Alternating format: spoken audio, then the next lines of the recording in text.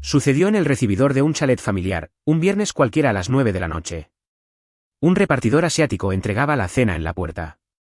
De pronto, una frase cargada de prejuicio cruzó el aire a grito pelado. Lo que vino después no fue solo un castigo contundente, sino una fractura matrimonial devastadora que dividió a una familia entera.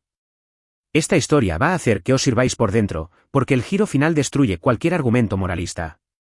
Quedaos hasta el final.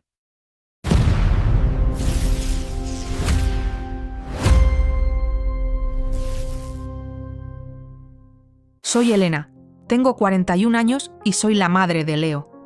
Pedí comida asiática para cenar en familia. Cuando sonó el timbre, mi hija mayor subió corriendo al perro para que no molestara, y en ese instante exacto, mi hijo Leo soltó entre risas un comentario despectivo y racista sobre la comida y la raza del trabajador. El repartidor estaba a 1 metro y lo escuchó perfectamente. Su cara de vergüenza y dolor me partió el alma. Le pedí disculpas abochornada. Aquella noche obligué a Leo a redactar una carta de disculpa y 2 trabajos de reflexión. Al día siguiente lo llevé al restaurante para que leyera su disculpa cara a cara ante el repartidor. Hice lo correcto como madre, pero mi marido me acusa ahora de haber destruido la autoestima de nuestro hijo. Me llamo Javier y soy el padre de Leo. Lo que ocurrió esa noche fue una pataleta absurda de mi esposa que sobrepasó todos los límites del sentido común. Leo tiene 14 años. Dijo una tontería infantil, un chiste de mal gusto de los que circulan por internet entre chavales de su edad. No estuvo bien, de acuerdo, pero era una chiquillada sin malicia real. Elena reaccionó como una fanática, obligó al chaval a escribir textos absurdos y, lo que es peor, lo arrastró hasta el restaurante para someterlo a un escarnio público humillante delante de desconocidos. Rompió el orgullo de nuestro hijo, solo para colgarse una medalla moral de buena persona. Eso no es educar, eso es maltrato psicológico y afán de protagonismo. Tengo 14 años y soy el hijo de Elena y Javier. Solté ese comentario sin pensar, de verdad. Era un meme ridículo que había visto en las redes sociales unas horas antes con mis amigos del colegio. No pensé que el hombre de la puerta fuera a escucharlo, ni tampoco lo dije con odio hacia nadie. Fue una metedura de pata, un fallo. Pero la reacción de mi madre me pareció aterradora. Me encerró toda la noche a escribir páginas y páginas sobre tolerancia. Al día siguiente me obligó a plantarme delante del trabajador en mitad del restaurante lleno de gente para leer mi carta llorando de la vergüenza. Mi padre me apoyó porque vio que mi madre me estaba pisoteando por un simple chiste de internet. Llevábamos toda la semana trabajando duro y queríamos una cena tranquila. Encargué unos fideos y sushi a un local del barrio. El hombre que nos atiende siempre es educado, puntual y respetuoso. Cuando llegó, mi hija se llevó a la mascota para que no se escapara por la entrada. Leo estaba en el salón a escasos 2 metros de la puerta abierta. Soltó un grito burlón con un tono despectivo intolerable sobre los asiáticos. El chico de la entrega se quedó paralizado. Vi cómo bajaba la mirada, apretaba los labios y tragaba saliva. En ese instante sentí una mezcla desgarradora de vergüenza e indignación. Le pagué. Le dejé una buena propina y le pedí perdón de corazón. Cuando cerré la puerta, Leo se estaba riendo en el sofá como si hubiera hecho la gracia del año. Esa falta absoluta de empatía me heló la sangre. Yo no estaba en casa cuando trajeron la comida. Llegué del trabajo pasadas las 10 de la noche y me encontré un ambiente tenso, denso, insoportable. Elena ni siquiera me saludó. Estaba sentada en la mesa con cara de inquisidora fiscal. Me contó lo sucedido, pero distorsionando los hechos, exagerándolo todo como si el chico hubiera cometido un delito grave. Hablamos de un chaval de 14 años que repite tonterías que escucha en TikTok. ¿Quién no ha dicho una ridiculez a esa edad para hacerse el gracioso? Elena quería aplicarle un castigo medieval. Le retiró el móvil, la consola y le exigió redactar 2 ensayos académicos antes de poder irse a dormir. Me pareció una desproporción salvaje. Quise razonar con ella en la cocina, pero estaba cegada por su propia corrección política. Mi madre me agarró del brazo en cuanto se fue el repartidor. Se le desencajó la cara por completo. Yo le dije que se tranquilizara, que solo era una broma de mal gusto y que no era para tanto. Eso la puso todavía más furiosa. Me gritó que en esta casa no se toleraba el odio ni la falta de respeto a ningún trabajador. Me mandó a mi habitación y me dio folio y bolígrafo. Tenía que escribir una carta pidiendo perdón y 2 folios enteros investigando sobre los estereotipos raciales y la historia del colectivo asiático. Me pasé hasta la 1 de la madrugada escribiendo mientras oía a mis padres discutir a voces en la planta de abajo. Yo me sentía como un criminal apestado en mi propia casa. El verdadero problema no fue solo el comentario de Leo, sino la actitud de Javier al llegar. En lugar de hacer frente común conmigo para educar a nuestro hijo en el respeto, Javier minimizó la agresión. Dijo que eran cosas de chicos, y que yo estaba haciendo un drama de la nada. Me dolieron sus palabras tanto como las de mi hijo. Si dejamos pasar estos gestos a los 14 años, ¿qué clase de adulto estamos formando? No se trata de corrección política, se trata de humanidad básica. Esa noche me mantuve firme. Revisé las hojas que escribió Leo. Quería asegurarme de que entendía el impacto del odio cotidiano y decidí que pedir perdón por escrito no bastaba. Había que dar la cara ante la víctima de sus burlas. A la mañana siguiente, sábado, pensé que las aguas se habían calmado. Graso error. Elena levantó a Leo a las 8 de la mañana. Me dijo que iban al restaurante asiático donde trabaja el repartidor. Cuando le pregunté para qué, me quedé helado. Pretendía que nuestro hijo entrara allí, buscara al trabajador y le leyera la carta en voz alta en medio del local. Le rogué que no lo hiciera. Le dije que exponer a un chaval de 14 años a semejante nivel de humillación pública le generaría un trauma y resentimiento.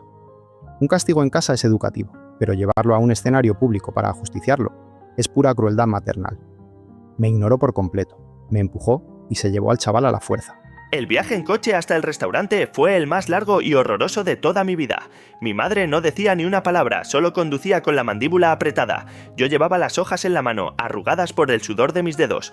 Cuando aparcamos en la puerta del local, sentí que me faltaba el aire. Había clientes desayunando y trabajadores preparando el comedor. Mi madre me agarró de la espalda y me empujó suavemente hacia adentro. Yo solo quería que la tierra me tragara. Buscamos al repartidor de la noche anterior.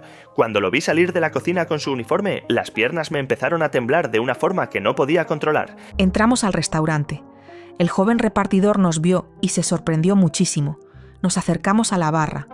Le dije que veníamos porque mi hijo tenía algo muy importante que decirle y entregarle. Leo estaba aterrorizado, no lo voy a negar.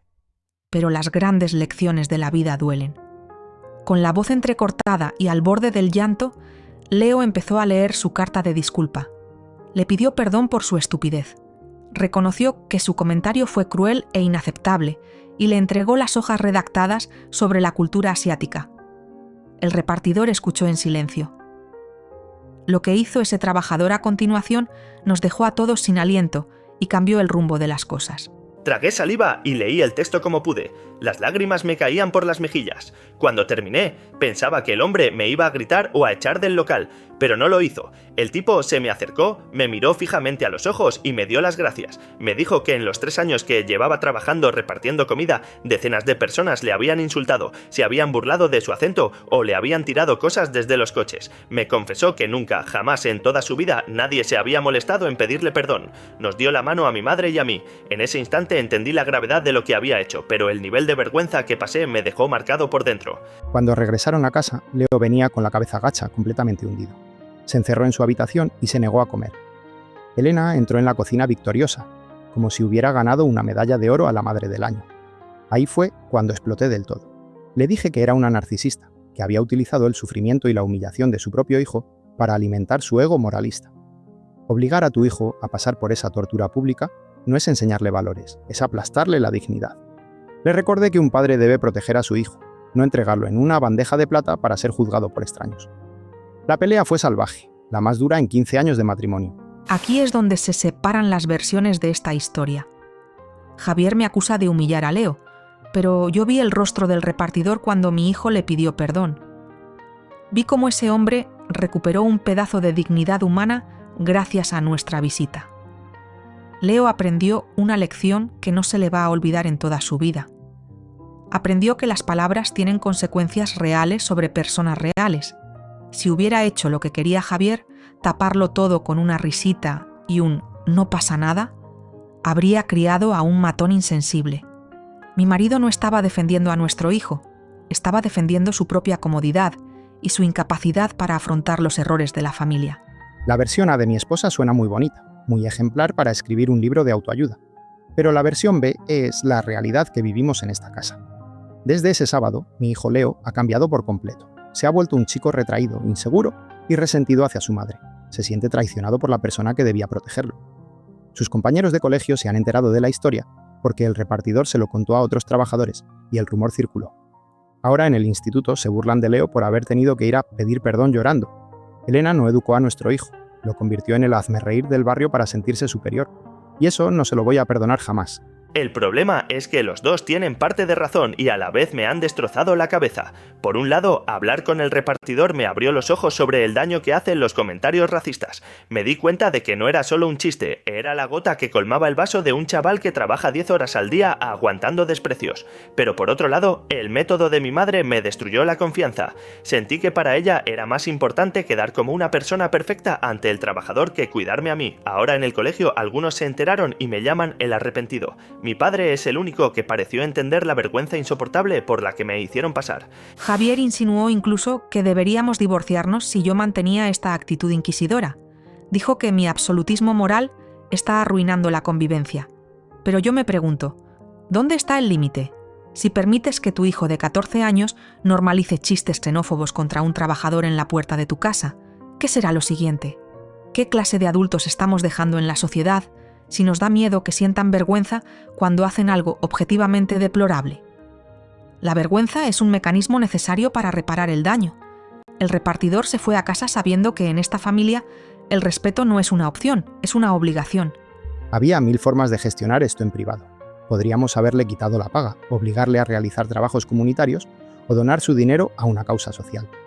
Había decenas de castigos formativos y firmes sin necesidad de arrastrarlo a una exhibición pública. Elena prefirió el show. Prefirió la escena dramática del perdón para sentirse una heroína social. Ahora mi hijo no confía en ella. Cada vez que habla con su madre, tiene miedo de ser juzgado y castigado de forma desproporcionada. Ha destruido el vínculo madre e hijo a cambio de una palmadita en la espalda de un desconocido. Eso es un error garrafal como madre. Mis padres llevan 2 semanas sin hablarse apenas. Cenamos en silencio sepulcral. La tensión en casa se corta con un cuchillo. Mi padre duerme en el sofá del salón la mitad de las noches y mi madre se pasa el día encerrada en su despacho. Yo me siento culpable de absolutamente todo. Siento que por culpa de mi idiotez de soltar una broma imbécil esa noche, la familia que conocía se ha venido abajo por completo. Si pudiera volver atrás en el tiempo, me habría tragado la lengua 1000 veces antes de decir esa frase. No me arrepiento de lo que hice. Si me volviera a encontrar en la misma situación, volvería a llevar a mi hijo a pedir perdón a la cara de ese hombre. Educar no es hacer la vida cómoda a tus hijos. Educar es enseñarles a ser responsables de sus actos aunque duela.